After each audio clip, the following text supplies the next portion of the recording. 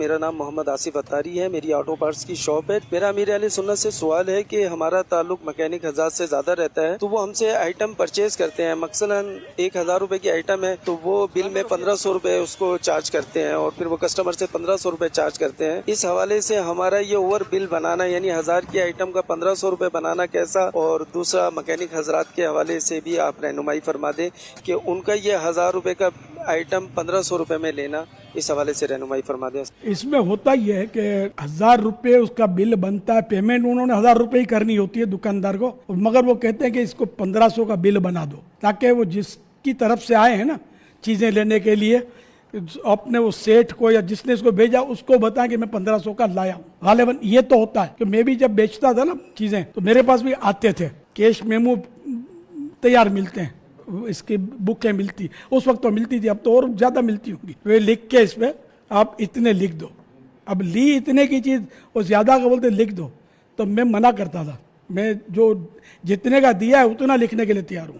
میں زیادہ نہیں لکھتا۔ بعض وقت گاہک نہیں آتا تھا میرے پاس، تو اس نے تھوڑی میرا پیٹ بھرنا ہے، پیٹ بھرا نا میرا، بیٹھا ہوں نا ابھی تک آپ کے سامنے الحمدللہ، تو میں حرام کام نہیں کروں گا، گناہ کا کام نہیں کروں گا، میں غلط مل کبھی زندگی میں الحمدللہ کبھی غلط بل بنایا ہی نہیں میں نے۔ دو نوالے کم کھانے،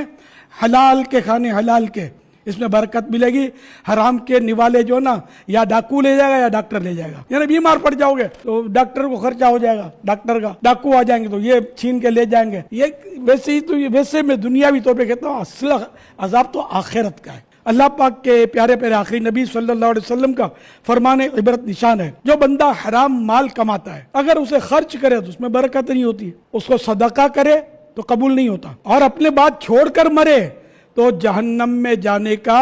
سامان ہے۔ تاجدار رسالت صلی اللہ علیہ وسلم نے حضرت سعد رضی اللہ عنہ سے ارشاد فرمایا، اے سعد اپنی غذا پاک کر لو، مستجاب الدعوات یعنی جس کی دعائیں قبول ہوتی ہیں بن جاؤ گے۔ اس ذات پاک کی قسم جس کے قبضہ قدرت میں محمد صلی اللہ علیہ وسلم کی جان ہے، بندہ حرام کا لقمہ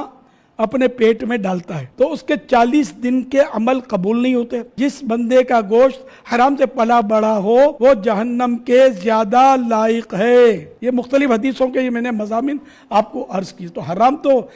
کھانا نہیں ہے، سوچنا بھی نہیں ہے کہ یار یوں ہو جائے گا پھر تو کوئی نہیں لے گا، کچھ نہیں ہوگا، تو یار یہ کوئی جو حلال کھاتے ہیں کیا وہ زندہ نہیں ہے؟ یہ غلط طریقہ ہے، غلط بل بنا کر زیادہ پیسے لے لینا، یہ جھوٹ، دھوکہ، حرام، بہت کچھ اس میں گناہ شامل ہے۔